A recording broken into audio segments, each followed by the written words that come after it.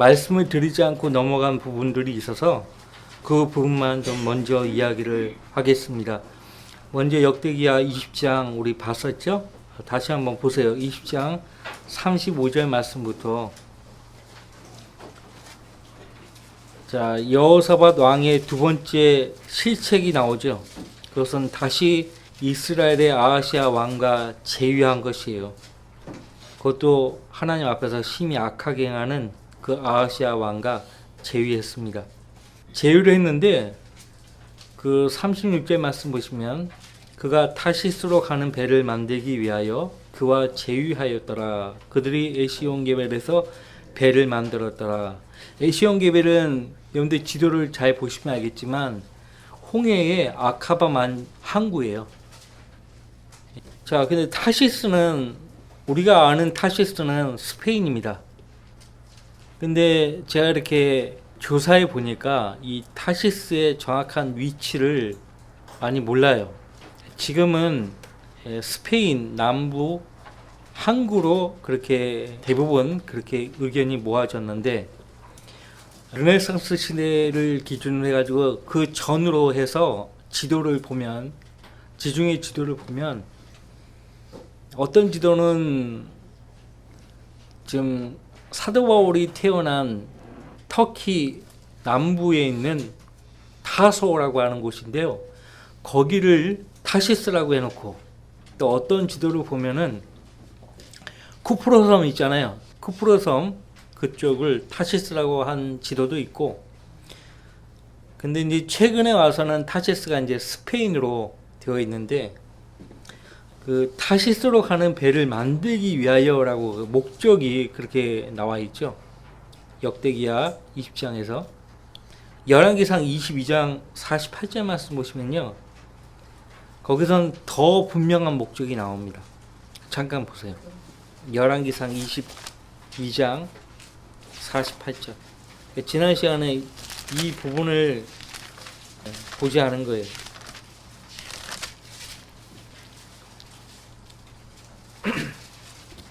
열왕기상 22장 48절. 여호사밧이 타시스의 배들을 만들어 오필로 보내서 금을 가져오게 하였으나 그들이 가지 못하였으니 이는 배들이 에시온게벨에서 파선하였습니다.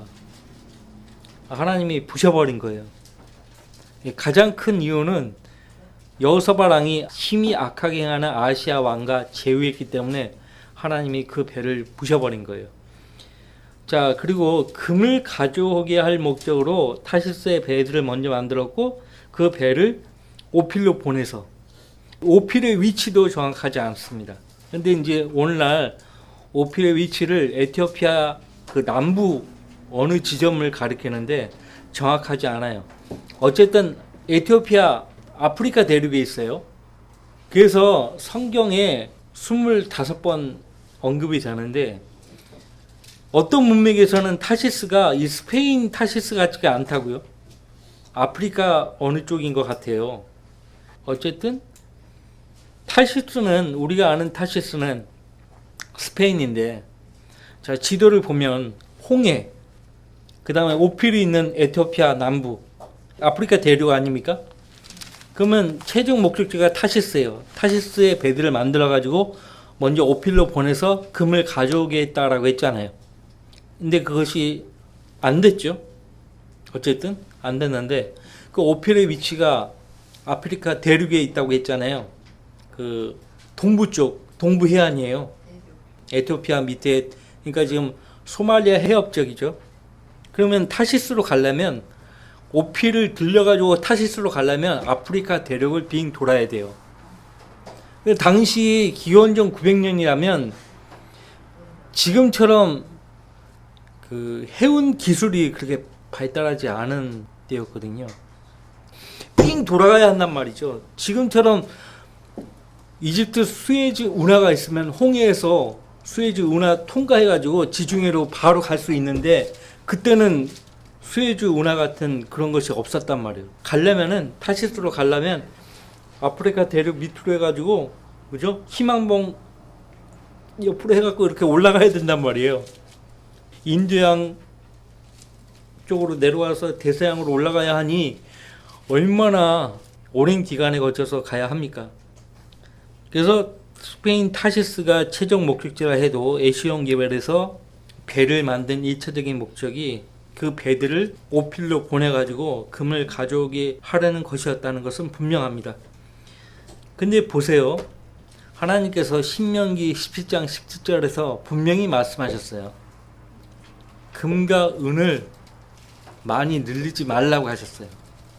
근데 지금 솔로몬 때부터 시작해서 계속 금에 눈독 들이고 있고, 마치 여호사밧과 아하시아가 마피아처럼 금에 눈독 들이는 그런 모습을 우리가 보게 되는 것입니다.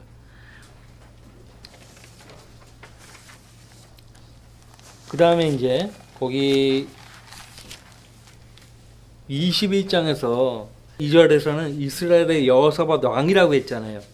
왜 그러냐면 앞서 18장 1절에 보면 여호사밧 왕이 아합과 친족 관계를 맺었다고 했잖아요. 그러니까 그것은 대부분의 성경들이, 현대어 역본들은 완전 가려놨습니다. 자, 여호사밧이 어떻게 아합 집안과 친족 관계를 맺었는가? 그 아들 여호람을 개혁 개정을 위시해서요, 오므리의 딸이라고 안 돼 있고 전부 아합의 딸로 다 해놨어요. 아합의 딸로. 그러면 이제 문제의 본질을 파악을 못하게 만드는 거예요.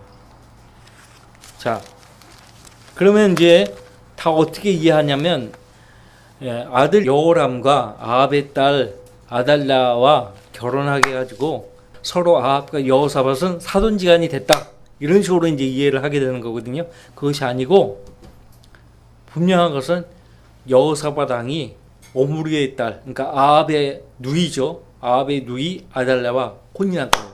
근데 여호사밧이 아합의 집안과 친족 관계를 맺었더라, 이 말만 되어 있지 구체적으로 그의 아내에 대해서 언급이 안 나와 있어요.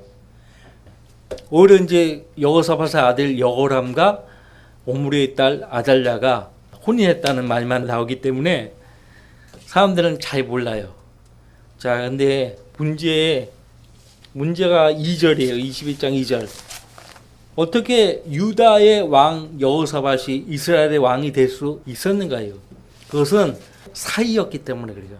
성경에서 아들은요, 굉장히 포괄적이에요. 제가 여러분에게 오늘 나눠드린 그 교재를 보시면 이 교재 내용은 마태복음 2장 8절에 대한 피터 럭카 목사님의 마태복음 주석서 내용이에요.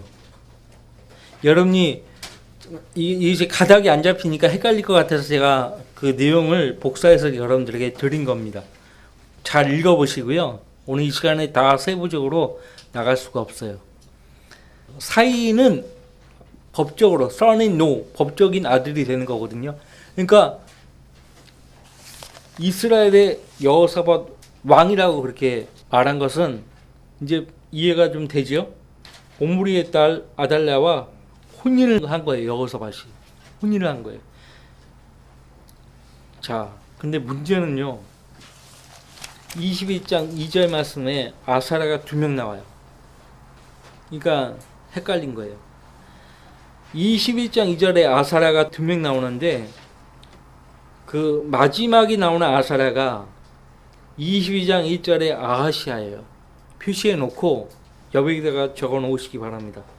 자, 그에게 형제들이 있었으니, 여호람에게 형제들이 있었으니 여호사밧의 아들들 곧 아사랴와 여이엘과 스가랴와 아사랴와, 이 마지막 아사랴가 22장 1절에 아하시아예요. 아사랴와 미카엘과 스파티아요, 이들이 모두 이스라엘의 여호사밧 왕의 아들들이더라, 그렇게 말씀하고 있죠. 그리고 이제 여호사밧이 첫째 아들 여호람에게 왕위를 물려주었죠. 왕위를 물려주었습니다.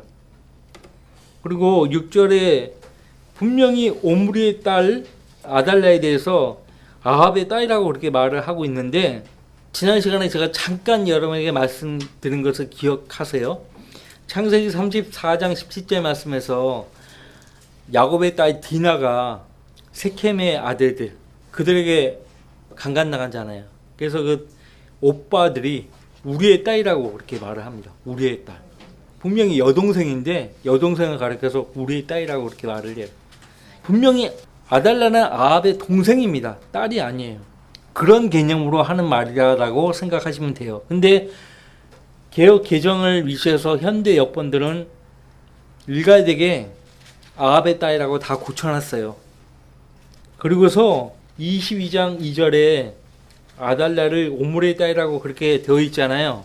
이 딸이라고 안 돼 있고 손녀라고 고쳐놔버렸어요. 손녀. 그러면 문제의 본질을 가려버리게 되는 거예요. 문제의 본질을 가려버린다고요.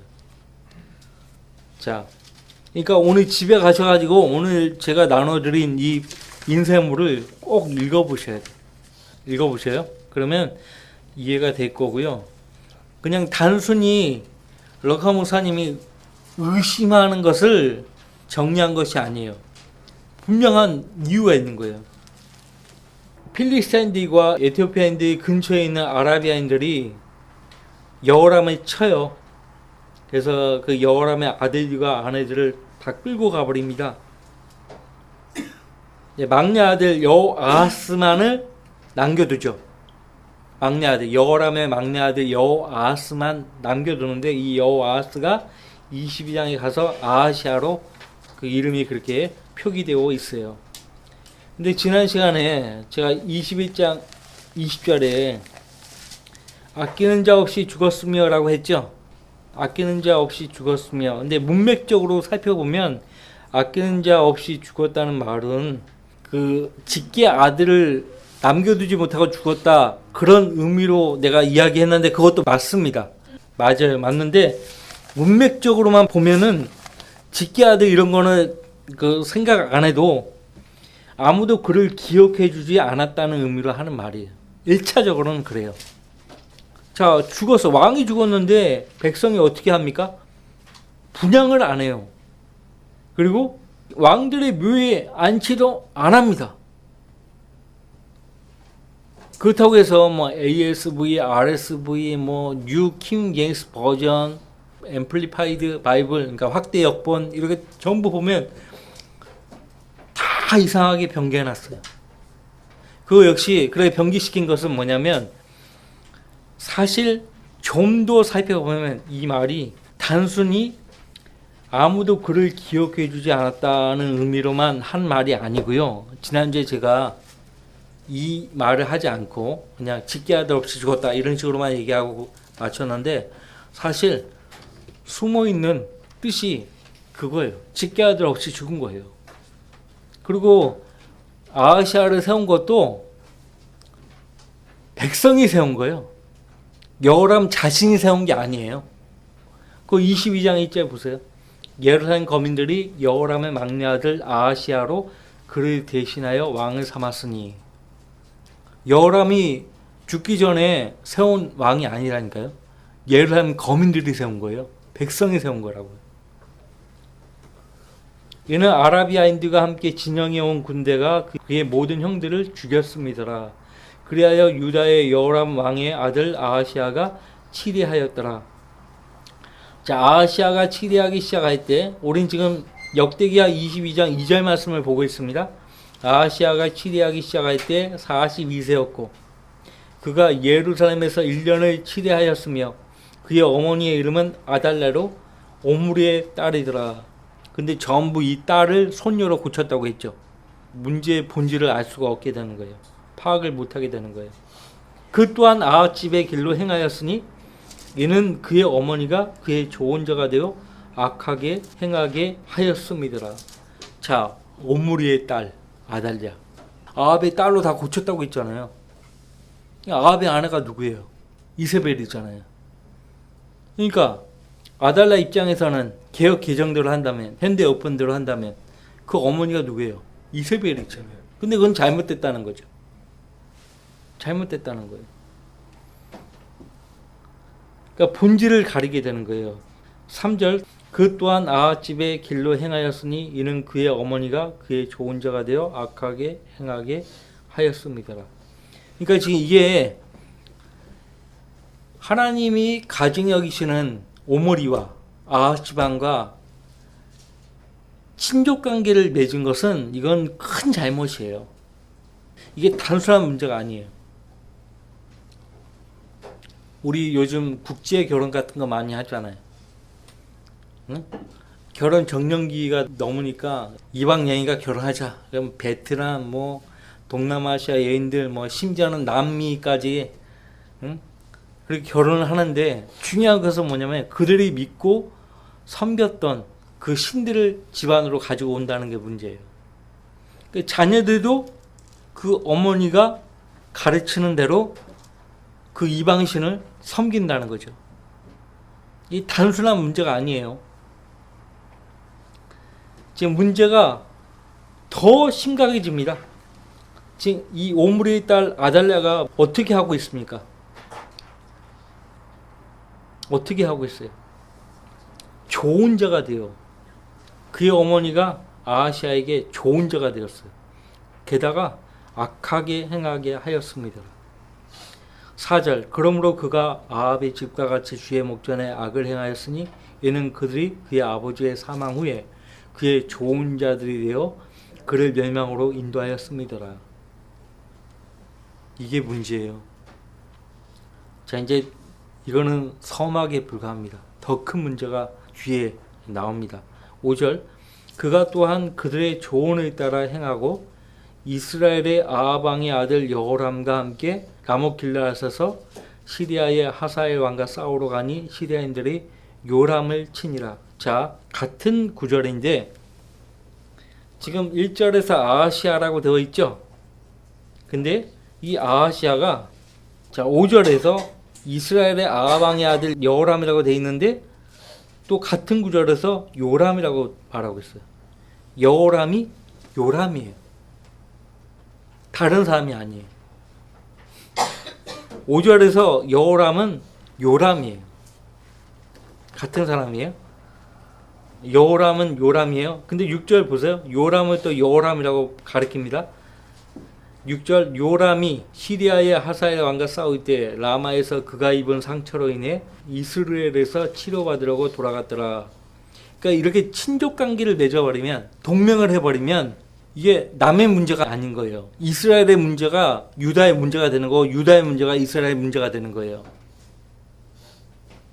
자, 다시 읽어드릴게요.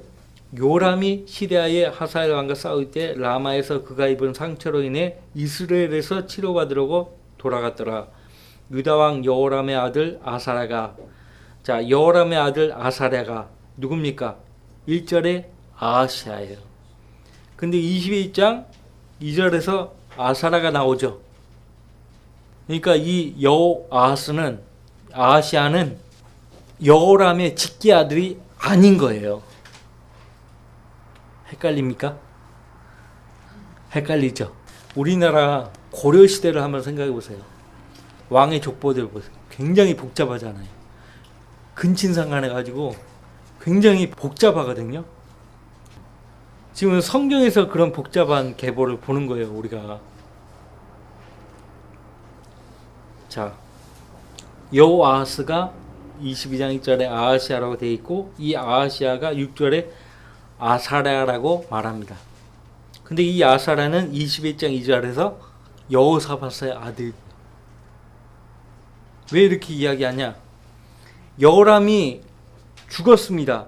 나이가 40세에 죽었어요. 근데 예루살렘 거민들이 막내 아들 아하시아를 왕으로 세웠는데 그 아하시아의 나이가 42세예요. 22장 2절에서. 도대체 헷갈린단 말이에요. 열왕기 하에서는 열왕기 하를 보시면요. 8장을 보세요. 8장.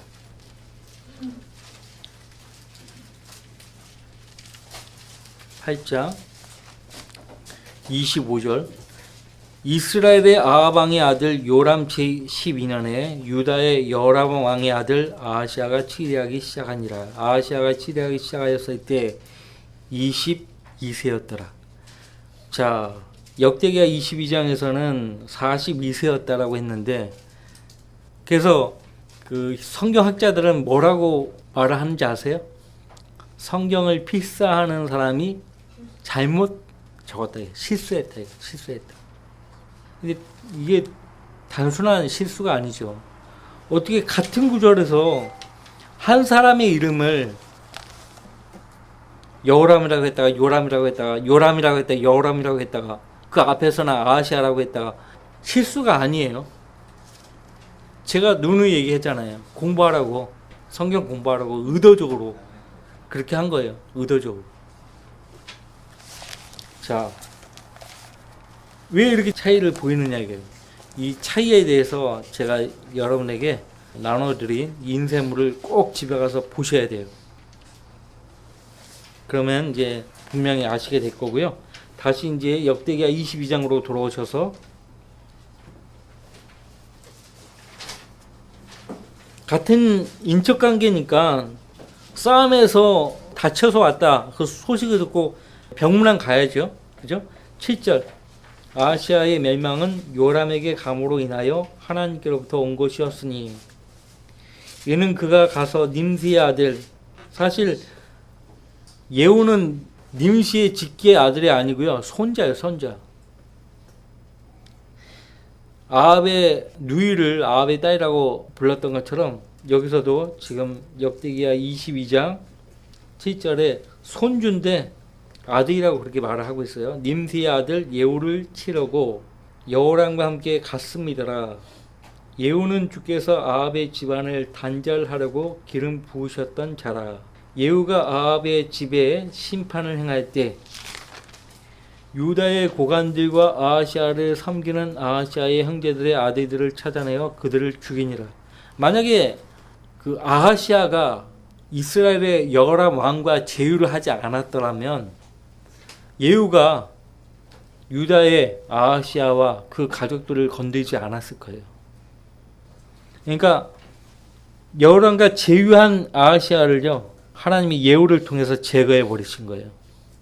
그래서 그리스도인이 그리스도인과 함께하면 문제가 발생하지 않아요.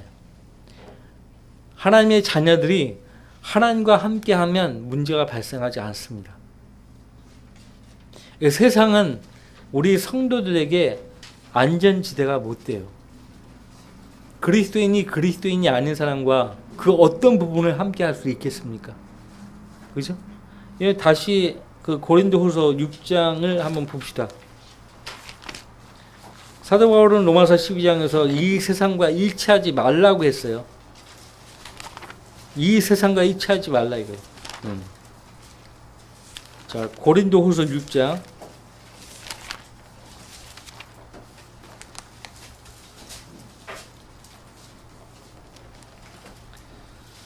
14절 말씀부터 믿지 않는 자들과 멍에를 같이 매지 말라. 의가 불의와 어찌 관계를 맺으며 빛이 어두움과 어찌 사귀느냐. 아모스서에 뭐라고 돼 있어요? 두 사람이 동의하지 않고 길을 같이 걸을 수 없다고 돼 있어요. 반드시 나누어지는 거예요. 자, 의가 불의와 어찌 관계를 맺으며 빛이 어두움과 어찌 사귀느냐. 그리스도가 벨리알과 어찌 조화를 이루며 또한 믿는 자가 믿지 않는 자와 어떤 부분을 같이 하겠느냐. 하나님의 성전과 우상들이 어찌 일치되겠느냐. 이는 너희가 살아계신 하나님의 성전임이라. 하나님께서도 말씀하시기를 내가 그들 가운데서 살 것이며 그들 가운데서 다닐 것이며 나는 그들의 하나님이 되고 그들은 나의 백성이 되리라.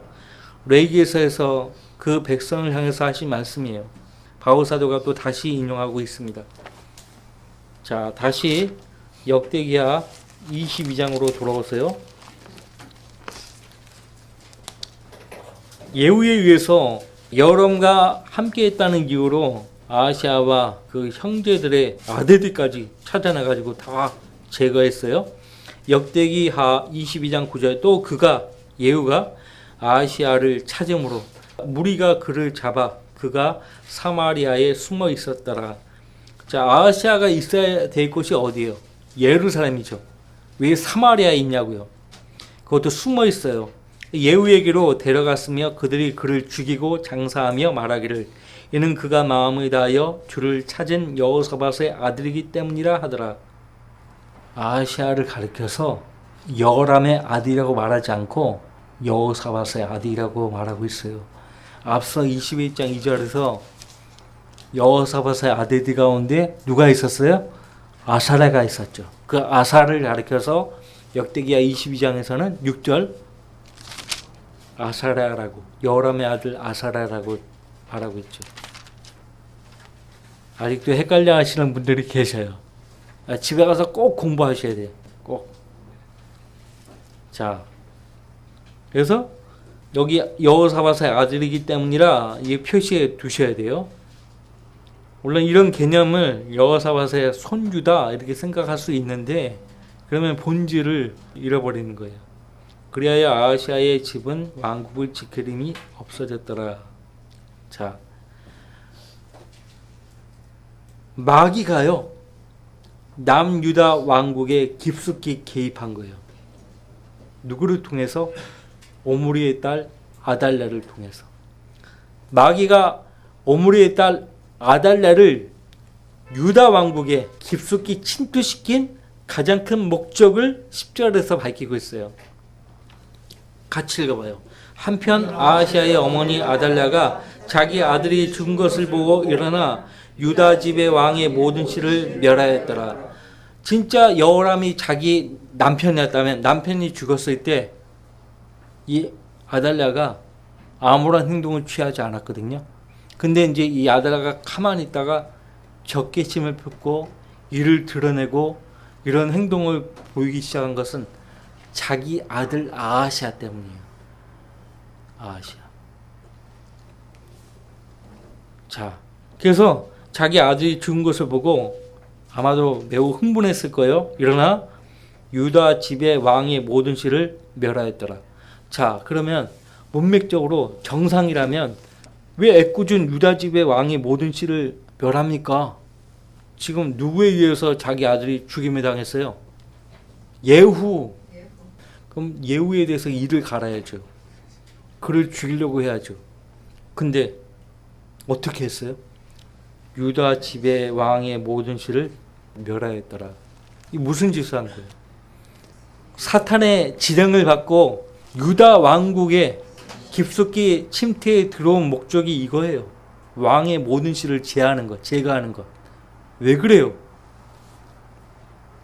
이는 구원이 유대에서 나오기 때문이라. 창세기 3장 15절 말씀에 기억해 보세요. 하나님께서 뱀을 향해서 하신 말씀이죠. 내가 너와 여자 사이에 또 내 씨와 그녀의 씨 사이에 저기를 두리니 그녀의 씨는 너의 머리를 부술 것이요 너는 그의 발꿈치를 부술 것이라. 그래서 유다의 씨를 혼잡케 하든지 제거해 버리든지 씨를 말려 버리든지 해가지고 궁극적으로는 다윗의 아들 예수 그리스도가 거기서 나오지 못하게 하려는 수작이었어요. 그래서 지금 사탄이 오므리의 딸 아달을 통해서 하고 있는 거예요. 자, 역대기야 22장 12절 그러나 왕의 딸 여호사밧이 아하시아의 아들 요아스를 붙들어 죽임을 당하는 왕의 아들들 중에서 훔쳐내어 그와 그의 유모를 침실에 숨겼더라. 즉 제사장 여호야다의 아내가 아달랴로부터 그를 숨겼으므로 그녀가 그를 죽이지 못하였더라. 여호사밧은 아하시아의 누이더라.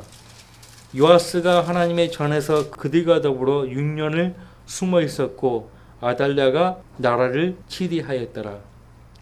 질문을 한 가지 해볼 수 있어요. 제가 오늘 나눠드린 그 인쇄물을 잘 보시면 지난주에 잠깐 언급했어요. 마태복음 1장 8절에 3대가 없어요. 하나님이 의도적으로 그 3대를 제거하셨어요. 아하시아, 요아스, 아마시아는 의도적으로 제하셨어요. 왜 그런가 하면 피가 혼잡게 된 거예요. 하나님 보실 때. 하지만 하나님은 유다 왕의 씨를 계속 보존하기 위해서 섭리로 역사하고 있음을 봅니다. 22장 12절 요아스가 하나님의 전에서 그들과 더불어 6년을 숨어 있었고 아달랴가 나라를 치리하였더라. 23장에 가면요. 제7년의 여호야다가 대제사장입니다. 여호야다가 스스로 힘을 길러 백부장들 즉 여로함의 아들 아사랴와 여호하난의 아들 이스마엘과 오벳의 아들 아사랴와 아다의 아들 마아세야와 시크리의 아들 엘리사밧과 언약을 맺었더라. 이에 그들이 유다를 두루 다니며 유다 모든 성읍들에서 레인들과 이스라엘의 족장들을 모으니 그들이 예루살렘으로 간지라. 모든 회중이 하나님의 전에서 왕과 더불어 언약을 세웠으니 그가 그들에게 말하기를 보라 주께서 다윗의 아들에 관하여 말씀하신 대로 왕의 아들이 왕이 되리라. 이것이 너희가 할 일이라. 제사장들과 레인들 중에서 안식일에 들어오는 너희의 3분의 1은 문지기가 되고 3분의 1은 왕궁에 있고 또 3분의 1은 기초문에 있을지니라. 그리고 모든 백성은 주의 전 뜰들에 있을지니라. 어쨌든 하나님이 섭리 가운데 그 왕의 씨를 계속 이으시는 거예요. 이으신다고. 그러나 제사장들과 레인들 중에서 6절입니다. 섬기는 자들 외에는 아무도 주의 전에 들어가지 못하리니 그들이 들어가면 그들이 거룩하기 때문이라.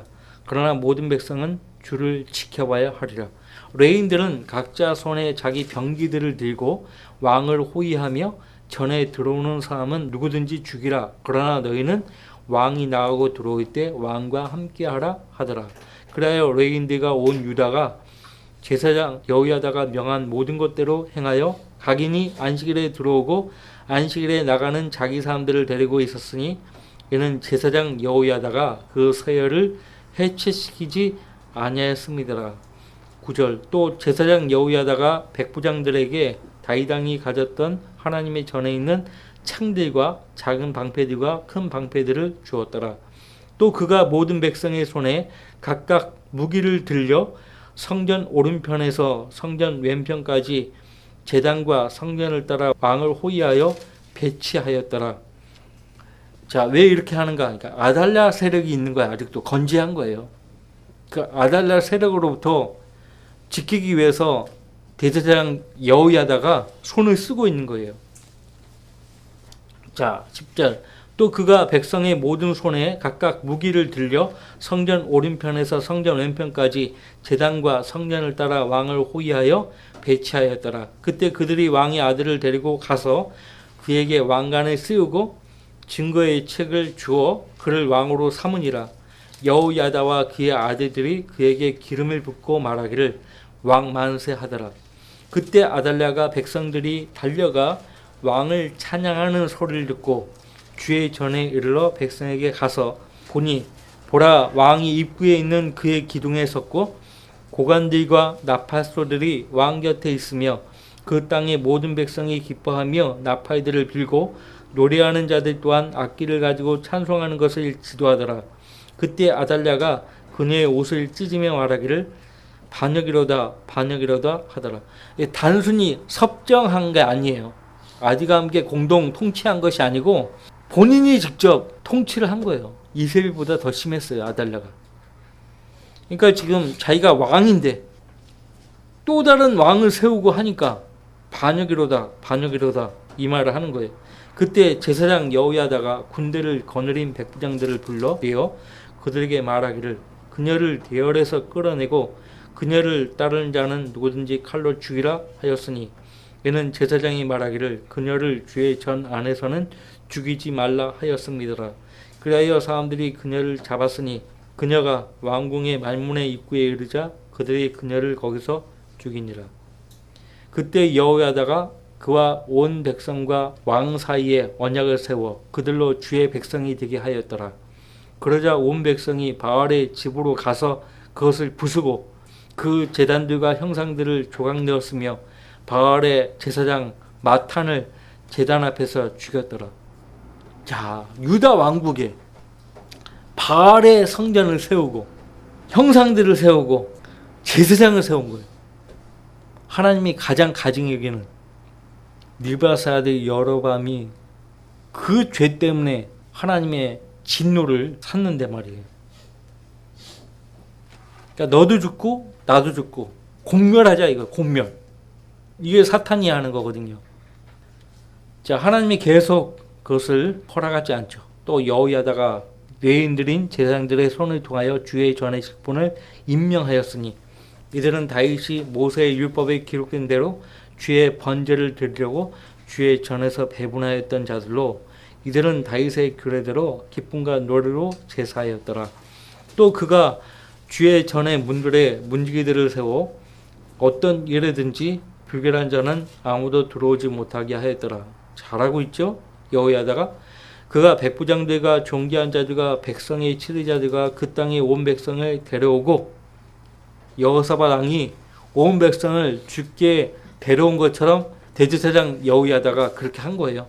또 왕을 주의 전에서 데리고 내려오니 그들이 윗문을 통하여 왕궁으로 들어가 왕국의 보좌에 왕을 앉히니라. 제대로 하는 거죠. 사탄이 아달랴를 통해서요 유다 왕국을 탁 지배를 해버렸어요. 마음대로 하기 위해서. 근데 다시 대제사장 여호야다가 왕을 제대로 세우고 하나님께 경배할 성전을 제대로 세우고 한 거죠. 그 땅의 온 백성이 즐거워하니라. 무리가 아달랴를 칼로 죽인 후에 성읍이 조용하였더라. 그러니까 아달랴가 있는 한 조용한 적이 없어요. 자, 여호사밧부터 시작해서 여호람, 아하시야까지 마귀의 지령을 받고 남유다 왕국에서 하나님이 그냥 내버려 두실 뿐이 아니죠. 아달랴가 죽으니까 성읍이 조용하였더라. 그러니까 악을 가지고 있으면요 지역교회도 가정도 그 다음에 그 지역 사이도 그 국가도 조용할 날이 없어요. 우리나라가 왜 조용하지 않죠? 악인들이 통치하고 있으니까 그래요. 악인들이 통치하니까 하루도 조용할 날이 없어요. 그럼에도 불구하고 요아스가 하나님께 돌아옵니다. 어쨌든 이런 요아스에 대해서 마태복음 1장 계보에 빠져 있는 것은 우리 인간적인 입장에서 보면 이해가 가지 않아요. 근데 하나님 입장에서는 무슨 문제가 있으니까 뭐가 있으니까 그 메시아의 계보에서 제거한 거예요. 그러면 다음 주에 요아스에 대해서 살펴보도록 하죠. 24장 살펴보도록 하겠습니다.